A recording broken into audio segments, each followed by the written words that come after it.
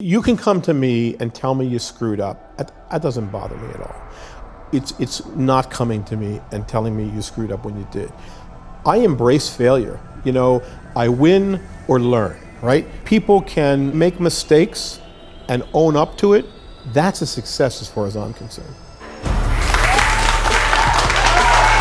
Hey everybody, welcome to Impact Theory. You're here, my friends, because you believe that human potential is nearly limitless, but you know that having potential is not the same as actually doing something with it. So our goal with this show and company is to introduce you to the people and ideas that will help you actually execute on your dreams.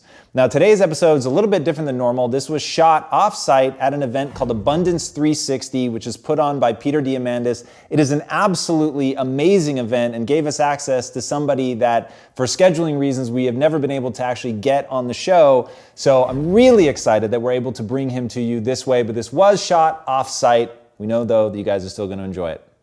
All right, today's guest is a ridiculously successful serial entrepreneur in both biomedicine and aerospace, a self-made billionaire. He holds more than 140 issued and pending patents and has helped pioneer the use of stem cells to treat a range of life-threatening diseases.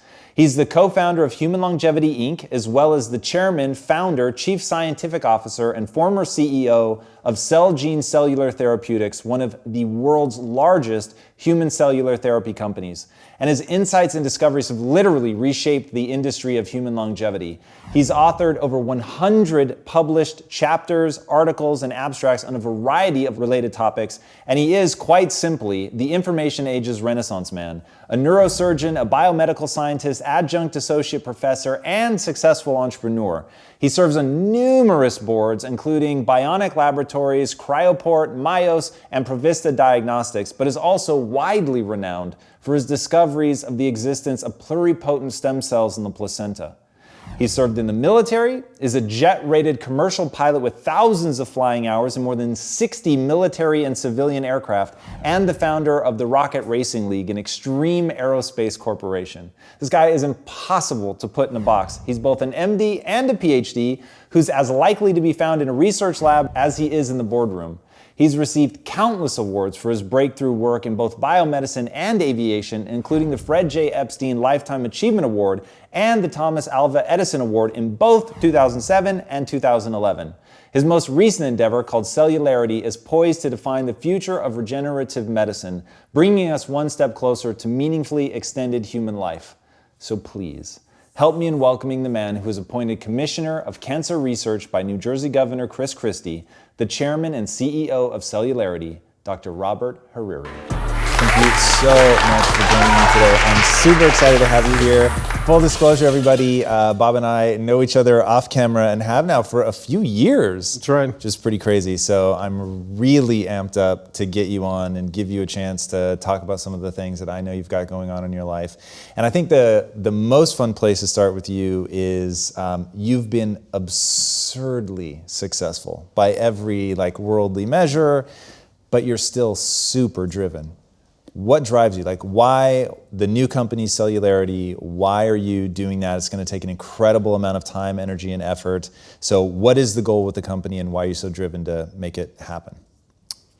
Well, I think it goes back to one of our early conversations when I remember flying into the little tiny airport near your offices outside of LA, and I picked you up, remember? Yes. And we started talking about where we thought cellular medicine and stem cells were going to go to change the lives of people that we care about. And we talked about the fact that a new revolution in medicine was upon us. And we got very far along, but we haven't completed the journey yet. And so part of the driving force behind Celularity and my efforts to lead us into this next evolution is to bring all of these therapeutic products to the mainstream. Just like, the remarkable things you've done in nutrition would not have been possible if it was unapproachable economically, right? So that was part of this whole mission. So Celularity is a product of 20 years of effort to turn living cells into medicines, identify the best places where they work, and then deliver them in a scalable, economical way so that everybody has access. But why do you give a shit? Like, it's gonna be so much work. And when I even just thinking about what you had to do to like pull some of this technology out of the old company and keep going, like I wanted to take a nap just after hearing that story, and that's just to get started. So what is driving you like as an individual? I think it's, same kind of stuff that drives you. We know that we have the ability to change the world. We know that we've already taken steps in that direction. If we don't follow it to the end game, people like you and me will wind up feeling totally unfulfilled and frustrated. And listen, in a practical sense, I've got children, and my children should have the benefit of growing up in a world where things that terrified people, cancer, autoimmune disease, serious degenerative diseases, should be something that's managed just like you manage a common cold. And I know that we have in our arsenal today tools that can do this. There's enormous value for the public and for people we care about. And I know that a lot of what you've done has been driven by your own concern for people in your circle, family, friends, etc. You helped revolutionize the way people address issues around weight and so on. I feel the same passion to do what we can for people that I care about. My brother's been stricken with inflammatory bowel disease and so on. I've lost family members to degenerative diseases of aging. I know we can do a better job, and so that's what drives me. It's that's the premier factor. But there's also the remarkable, rewarding opportunity of building a business that can be so highly valued that all of the stakeholders internally, the employees, the consultants, the advisors, the shareholders, and the public get to benefit from that value as well. Yeah, I often tell my listeners that we're living through a change in times right now, partly because of social media, and I definitely think about it through that lens. I think, look, at no other time in human history have you been rewarded for, as a marketing vehicle, been rewarded for being truly an authentic and good person. Like, wanting good things for people did not used to historically be the most potent marketing vehicle you could have, but now it really is. And because of that, I'm finding this cadre of entrepreneurs that I like as people that are smashing it. How were you able to look at a problem as big as cancer, where you've had, just from a business perspective, had your primary wins, looking at that there's an entire industry around throwing away placental, think of it as placental stem cells, but essentially that's what they were doing, and recognize that and saying there's something for disruption here. Do you just think you've just got a more vast intellect, or is there because I see in you the scrapper kid from the street who would get in fights and not let people push him around, and that's actually what's made you so successful as an entrepreneur. What do you think? Is that accurate, or? You know what? I'm flattered that you picked that up on that with me, because to be honest with you, it's pretty accurate. I come from a pretty modest background where you kind of ate what you killed, and you lived a life based upon the amount of effort you put in and how smart you were in navigating towards an end game you saw for yourself. So me, when I was a kid, I wanted to be an airline pilot. And so learning how to fly and getting into flying jets, and ultimately, using that stepping stone to get me into engineering. And then as an engineer, and I went to Columbia, I went to a great university with a great engineering school. I learned a lot about approaching problems in a systems oriented manner. And so when I wound up going to medical school and training as a surgeon, every problem I saw in the clinic, I approached as if it was an engineering problem. That, I think, really, really helped me. I have often said this: medicine is a vocational training industry where you learn from more seasoned, experienced physicians and surgeons. You adopt their practices and principles, and then you go out and you use what you learned in your career, often with minimal modification. But in medicine, if you approach everything from an engineering point of view, okay, you break it down to the problem, identify the root cause, and then you try and engineer a solution to the root cause of the problem. Yeah, so where this is all going is pure insanity. It gets me really excited. So I always tell people, and I've said on my show literally 1,000 times, I plan to live forever. You're one of the people I'm counting on to make that happen, by the way. So we got to work together. In a heartbeat. I live between the friction of I plan to live forever, but I understand I could have an aneurysm and die before the end of this interview, and I get that. And for me, the sort of joy is that friction. I have two questions for you. One, what does the actual future of medicine look like? And I'm going to put that in a 3-year time horizon so that we're not just grasping at straws. What does the near future of medicine look like? And then, and I'll re-ask it, but what happens in a world where we live forever? So, there's never been more going on in medicine than there is today. There's never been more going on in the tools and the resources available to researchers to identify new strategies to approach disease and to approach things like aging, et cetera. The challenge is that we're working, you talk about friction, we're working in a system where the navigation of a breakthrough from the bench to the bedside to being available in prime time for everybody is a very complex, convoluted, bureaucratic, political process. Okay, it costs a lot of money to get any new therapy to the marketplace, so it makes a difference. Now that's rubbing up against the fact that our ability to diagnose disease is better than ever. Imaging technology, and you'd mentioned human longevity. We have the most sophisticated ways of screening individuals and identifying problems early.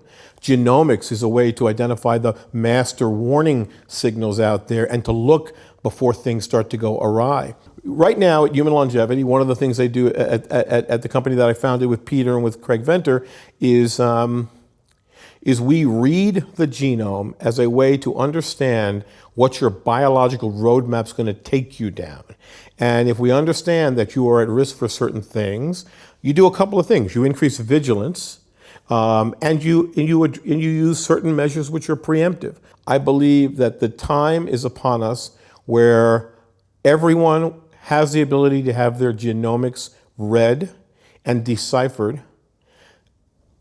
The understanding of what that genome means for your risk for developing disease is getting better and better and better. If I know that I'm at risk for certain things and I simply pay attention, you can treat these things earlier when the impact of treatment is that much more important. And the reality is that the American Cancer Society has said for the last 40 years, early cancer detection is the most important factor in outcome. And every stage 0 cancer, virtually every stage 0 cancer is curable. So if we know from your genome that you're at risk for developing that cancer, and you simply pay attention and you do preemptive diagnostic work and you do preemptive therapeutic work, you could potentially prevent all cancers from reaching a lethal state. All right, we're going to take a hard right turn. But now I want to ask, I read this book called Einstein's Dreams. It ended up, I don't even remember why I picked it up. Probably because it was thin, if I'm honest. There'd be a bigger sense of accomplishment in actually finishing the book. It's on my reading list. It's good, you'll love it. And in it, it's this guy pontificating about time, right? And how different things would be if XYZ thing about time were different. And one of them is he goes to this world where people live forever. And in that world, people bifurcate into some people do absolutely nothing because there's always time to do it tomorrow. And then other people do everything all the time because there's enough time to do all of their passions. And I always found that so interesting. And it's one of those I've asked at parties 1,000 times about which camp people thought they would fall into. But what do you really think the world looks like? Because I really believe, and I don't know that you do, but I really believe on a long enough timeline, and maybe it's not in my lifetime, but 100 years, 200 years, at some point from now, we get to the point where every year that we live, we add a year or more in just medical advances. Escape velocity, right? Exactly. So we will at some point, I truly believe, live forever. What are you like if you live forever? Wow, it's scary even to think about it. Does it really scare you? Why does it scare you? I've never used that word. Well, it's scary because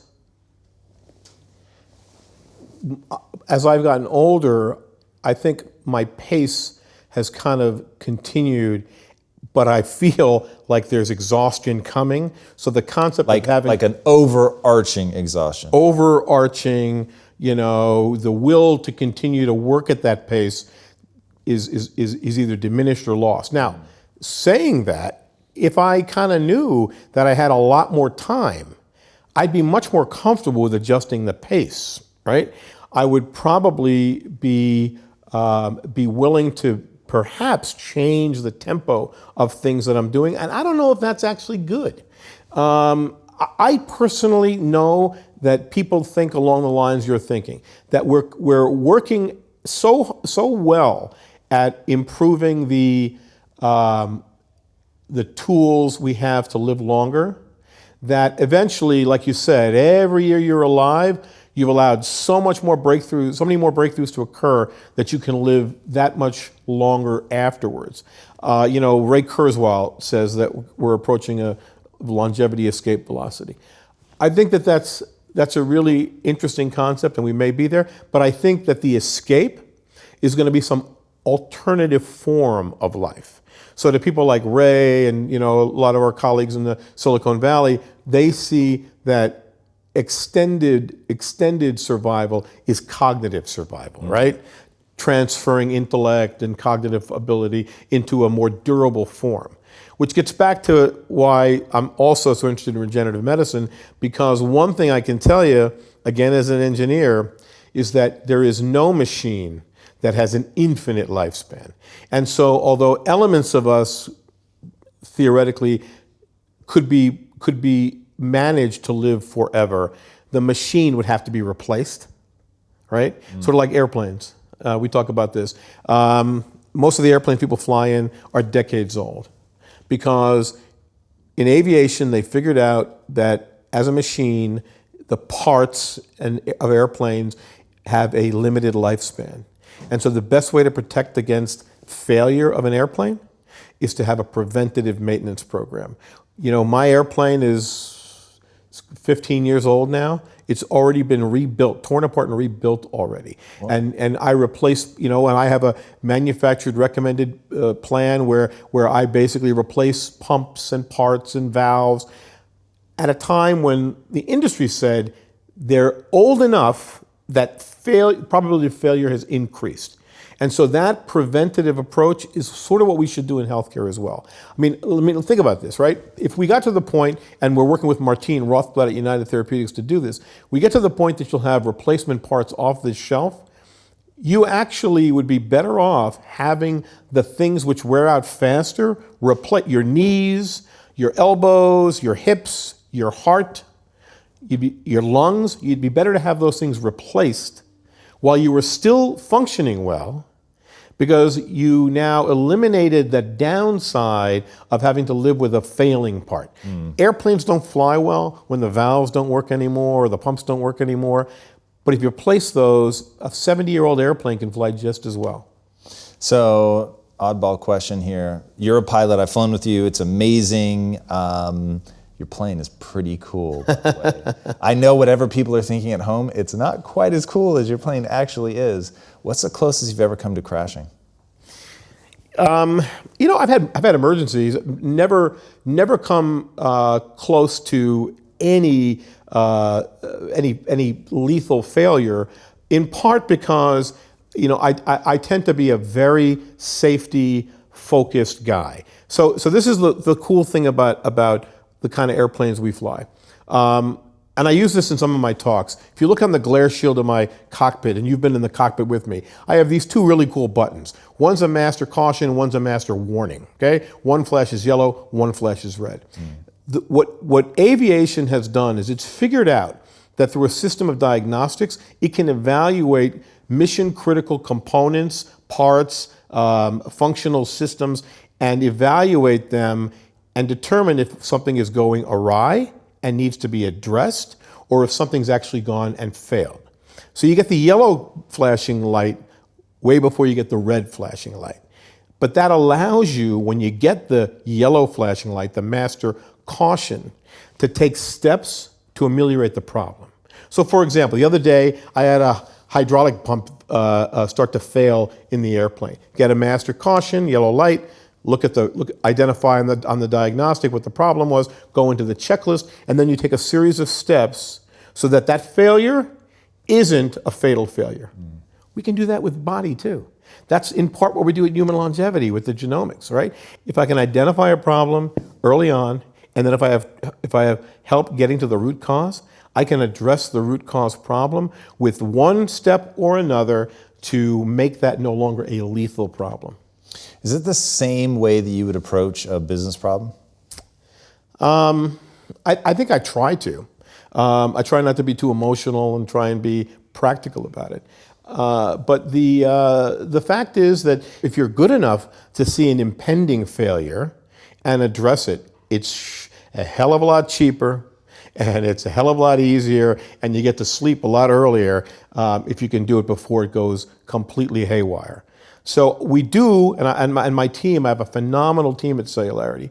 People, it's funny, Celularity is a brand new business. The average number of years employees at Celularity have worked with me is almost 10 years. Wow. Okay? So these are people who've been around a long time with me. It's a spectacular group of people.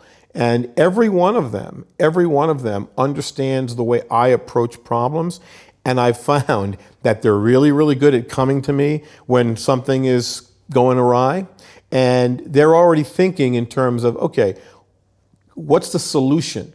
The problem's identified, focus on the solution, and come up with a series of options. And that's an engineering approach. So lots of non-engineers are acting like engineers at Celularity.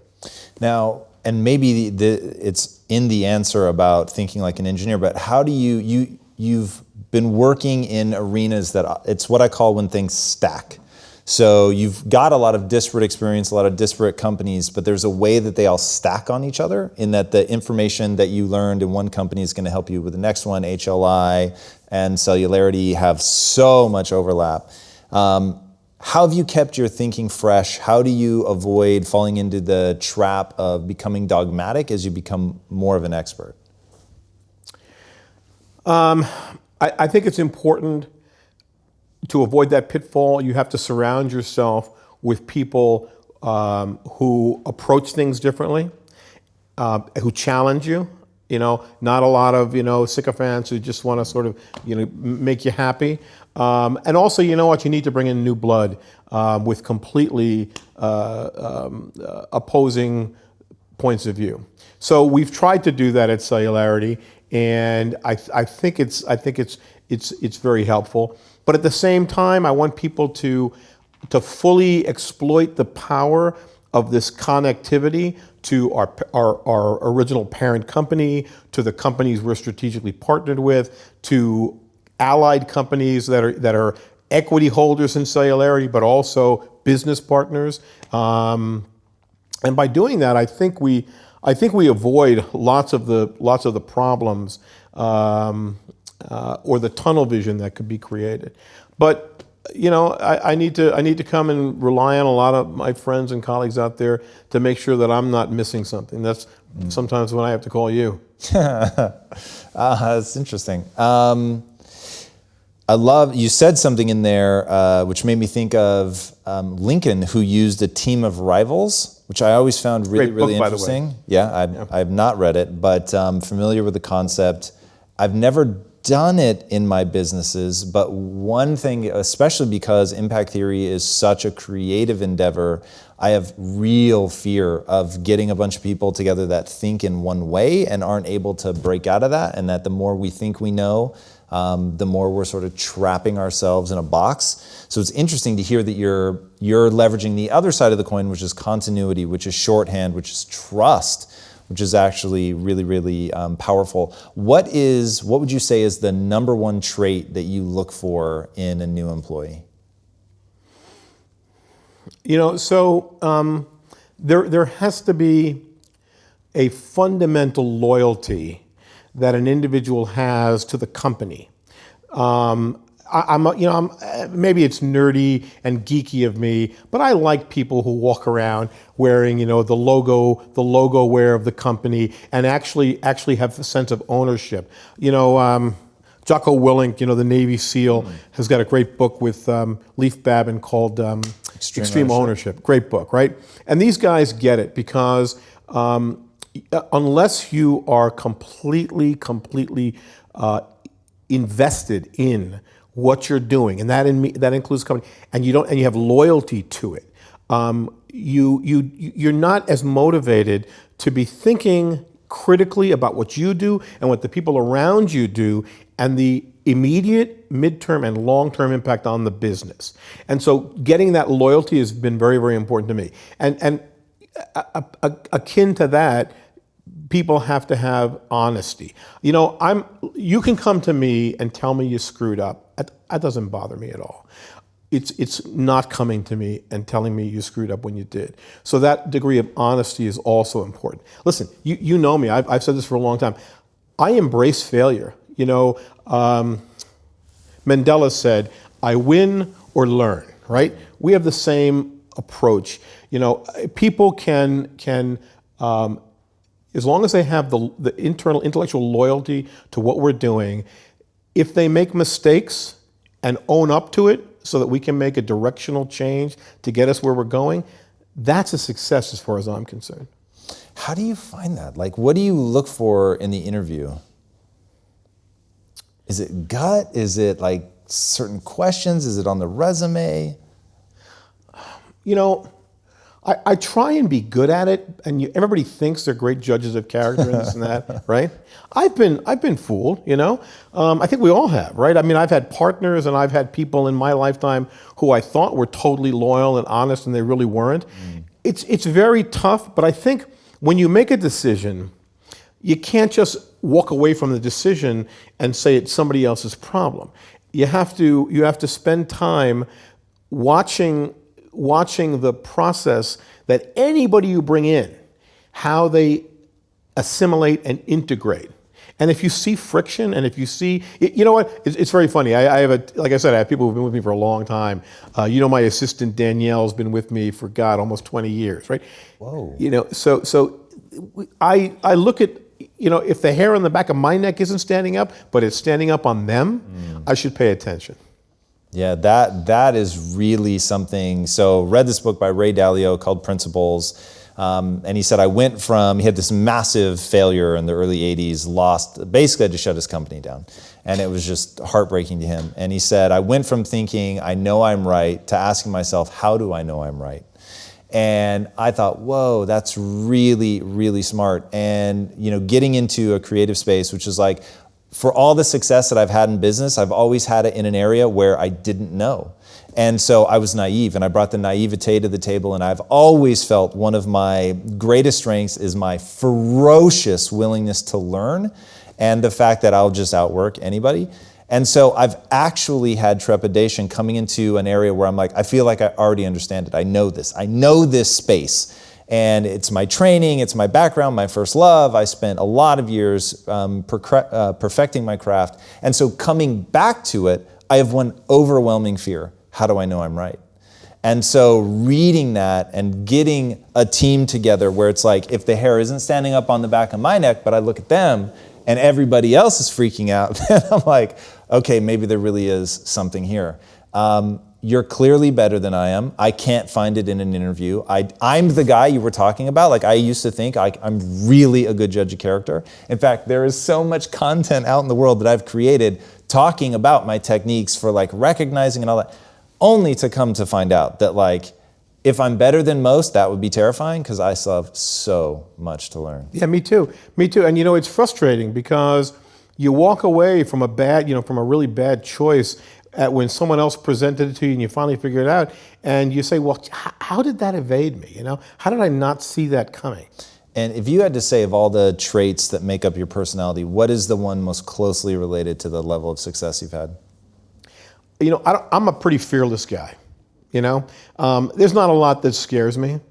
And I don't mind looking stupid. I don't mind falling on my face. I don't mind failing and owning up to it. So I think for me, the ability to embrace failure is for me, it's a strength, I think. But I'm not a quitter. And so if you have the two, you're not afraid to fail, but you don't quit when you fail, I think that's a pretty decent combination. Talk to me about your residency, which I imagine is probably one of the times where those two traits came in handy. What was that like? How did you make it through? Oh, listen, I loved it. Listen, the truth of the matter is that as hard as it was on me as an individual, the hours, the pressure, and so on and so forth, I learned so much and I built so much confidence. That's kind of the problem too. You walk out of surgical resident and fellow training thinking that you can do everything. You walk away with a little bit of a Superman syndrome. And that actually you have to temper over time and figure out, what?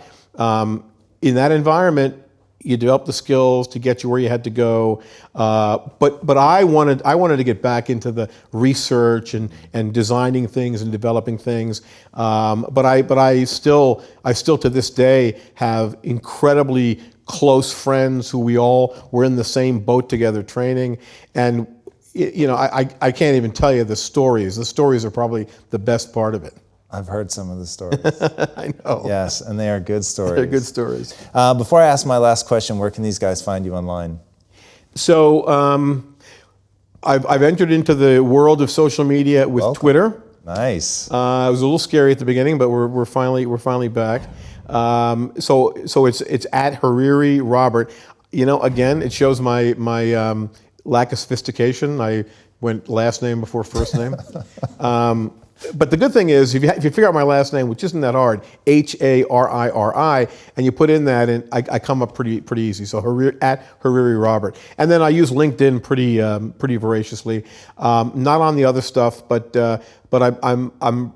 Celularity, our company, and our LifeBank USA business unit are all in the social media. By the way, it's important that I mention this. So as you know, Celularity, Celularity, is a misspelling of cellularity with two L's intentionally, because Celularity is a spin-out of Celgene. And Celgene, as you know, is the $100 billion biopharma that I was so fortunate to be part of for more than 15 years after they acquired my company, LifeBank Anthrogenesis.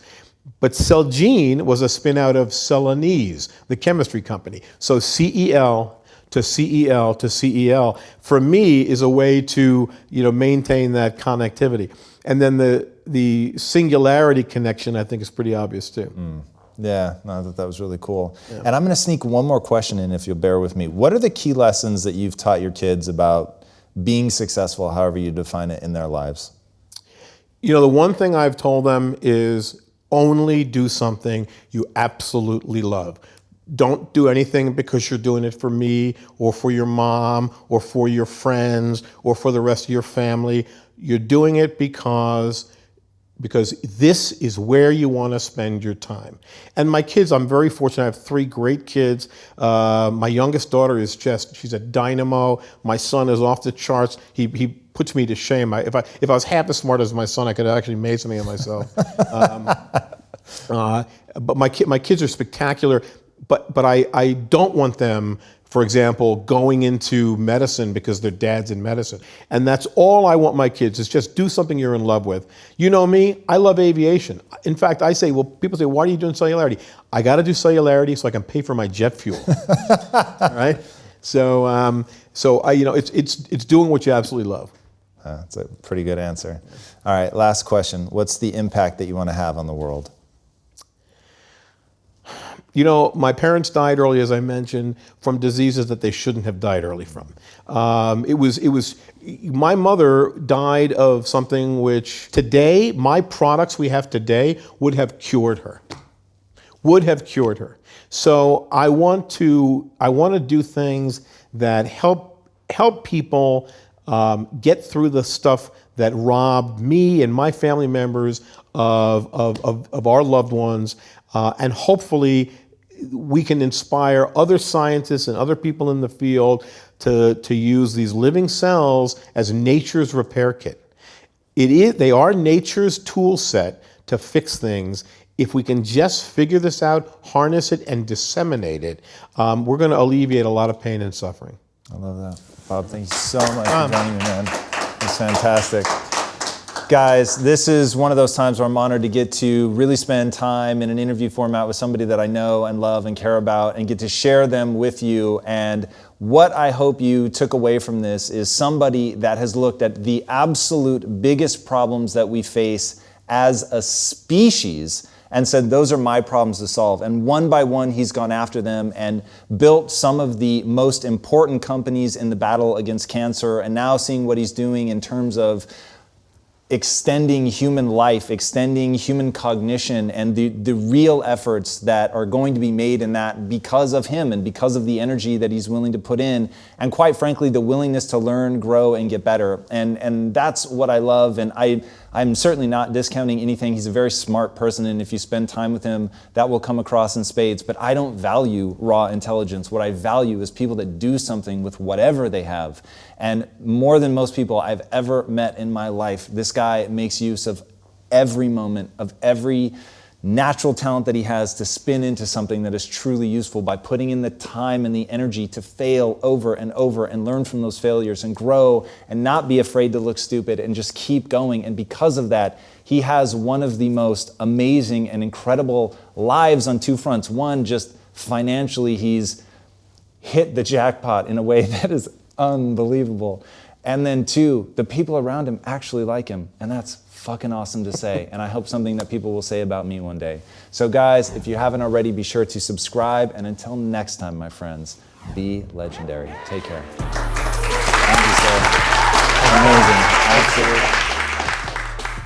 Hey everybody, thank you so much for watching and being a part of this community. If you haven't already, be sure to subscribe. You're going to get weekly videos on building a growth mindset, cultivating grit, and unlocking your full potential.